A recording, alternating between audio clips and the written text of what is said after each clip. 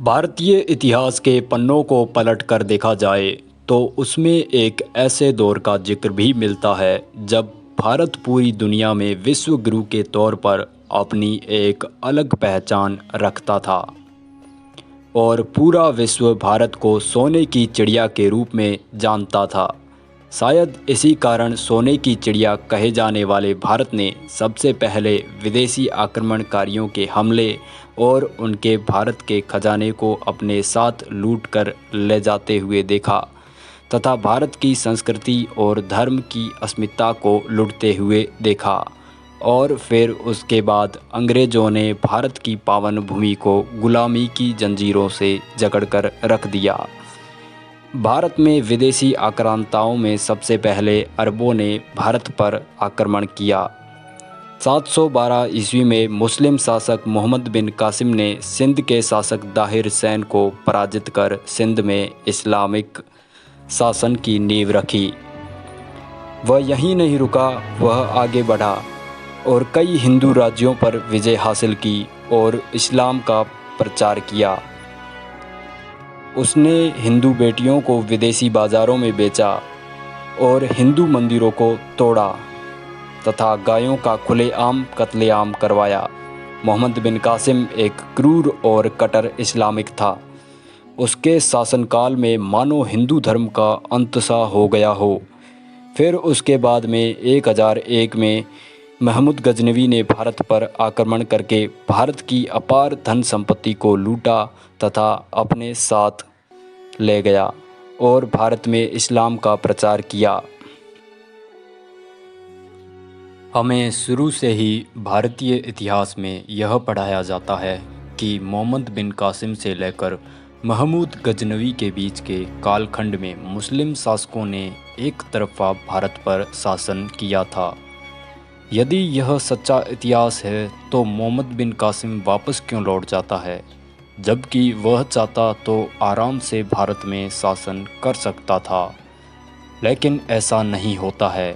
एक तरफ जहां मोहम्मद बिन कासिम ज़ोरों शोरों से इस्लाम का प्रचार करता हुआ हिंदू शासकों को अपने आगे घुटने टेकने को मजबूर करता हुआ आगे बढ़ रहा था, तो वहीं दूसरी तरफ राजपूताने का शेर, महाकाल का परम भक्त, भगवे का मान रखने वाले हिंदू सूर्य बप्पा रावल का उदय होता है।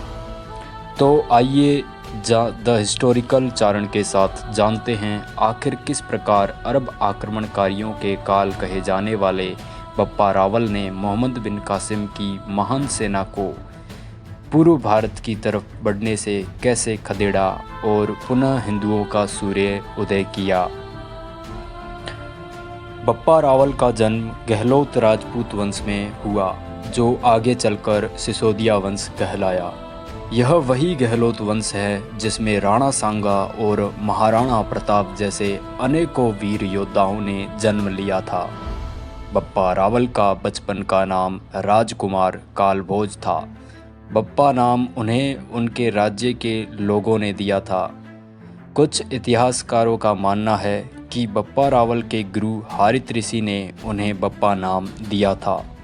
माना यह भी जाता है कि हारित ऋषि के आशीर्वाद से ही बप्पा रावल ने राजा मान मोरी को मारकर मेवाड़ के शासक बने थे। बप्पा रावल महाकाल के परम भक्त थे। इसी कारण गहलोत वंश के शासक अपने आप को एकलिंग दीवान कहा करते थे। वे धर्मनिष्ठ न्यायप्रिय शासक थे।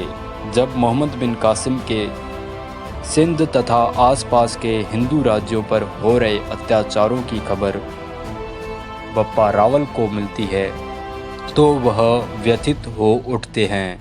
अपने धर्म के लोगों पर हो रहे अत्याचारों तथा हिंदू बेटियों के विदेशी बाजार में बेचे जाने की घटनाओं ने बप्पा के हृदय को झकझोर के रख दिया। उन्होंने अधर्मी मुस्लिम आक्रमणकारियों को सबक सिखाने तथा उनकी पूर्व भारत की ओर बढ़ रही महासेना को वापस खदेड़ने की प्रतिज्ञा ली। बप्पा ने खोए हुए भगवे के मान को वापस लाने तथा पुनः हिंदू धर्म की रक्षा का बीड़ा उठाया। हाथों में केसरिया लिए अजमेर और जैसलमेर की सेनाओं को अपने साथ मिलाकर माँ भारती की रक्षा के लिए मुग़लों की तरफ निकल पड़े। मोहम्मद बिन कासिम हिंदू राज्यों को जीतता हुआ राजस्थान के चित्तौड़ आ पहुंचा था। चित्तौड़ में उसका काल यानी बप्पा रावल से उनका मुकाबला होना था। अधर्मी अत्याचारी मुग़ल शत्रु की सेना को सामने देख बप्पा उनकी तरफ काल की तरह टूट पड़े। मानो ऐसा लग रहा था जैसे कि बप्पा रावल की तलवार स्वयं महाकाल चला रहे हो। मेवाड़ की धरती भी मानो शत्रु के खून की प्यासी हो रही हो। बप्पा ने युद्ध में अपना अदम्य साहस दिखाते हुए मानो काल को ही चुनौती दे डाली हो। मोहम्मद बिन कासिम का मुकाबला आज एक सच्चे हिंदू योद्धा से होना था। शायद यही कारण था कि उसे युद्ध भूमि से पीठ दिखाकर वापस भागना पड़ा था। ये बप्पा रावल ही थे जिनकी वजह से लगभग 300 वर्षों तक किसी मुग़ल आक्रमणकारियों की भारत की भूमि की तरफ आंख उठाने की भी हिम्मत नहीं हुई थी। बप्पा ने अरबों का पीछा करते हुए उन्हें सिंध के पश्चिमी तट तक सीमित रहने के लिए बाध्य किया, जो वर्तमान में बलूचिस्तान के नाम से जाना जाता है। इतना ही नहीं, उन्होंने आगे बढ़कर गजनी पर भी आक्रमण किया और वहां के शासक सलीम को बुरी तरह हराया और वहां अपना प्रतिनिधि छोड़कर खुद चित्तौड़ लौटे। चित्तौड़ को उन्होंने अपना केंद्र बनाया और आसपास के राज्यों को जीतकर एक सुदृढ़ साम्राज्य का निर्माण किया। उनके राज्य में हिंदुओं का पुनः उत्थान हुआ। इतना ही नहीं, बप्पा ने मुस्लिम राज्यों गांधार, खुरासान, तुर्रान और ईरान में केसरिया फहराकर उन्हें अपने साम्राज्य में शामिल किया। बप्पा के पाकिस्तान में सैन्य ठिकाने होने के कारण वहाँ के शहर रावलपिंडी का नाम इन्हीं के नाम पर पड़ा था। किंतु अफसोस इस बात का है कि भारतीय इतिहास में आज भी हमें मुग़लों की वीरता और महानता के ढेरों किस्से सुनने को मिल जाते हैं, लेकिन भारत माता की रक्षार्थ और हिंदू धर्म को पतन द्वार से वापस लाने वाले एक मजबूत हिंदू साम्राज्य खड़ा करने वाले महापराक्रमी वीर स्वयं महाकाल स्वरूप हिंदू सूर्य बप्पा रावल को इतिहास के पन्नों में वह जगह नहीं मिल पाई जिसके वह योग्य थे। क्या इतिहासकारों के पास पन्ने कम पड़ गए थे या उनकी कलम में वो ताकत नहीं बची जो बप्पा की वीरता को बयां कर सके? यह प्रश्न एक सच्चे हिंदू के जहन में हमेशा उठते रहेंगे।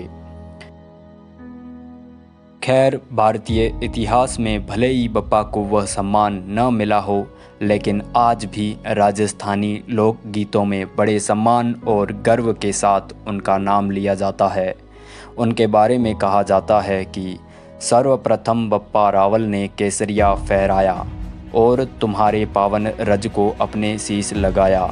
फिर तो वे ईरान और अफ़गान सभी थे जीते, ऐसे थे झपटे यवनों पर हो मेवाड़ी जीते, ऐसे थे झपटे यवनों पर हो मेवाड़ी जीते। हमें गर्व है कि हमारा जन्म एक ऐसे धर्म में हुआ है जिसमें बप्पा रावल जैसे धर्मनिष्ठ व्यक्तियों ने जन्म लिया है।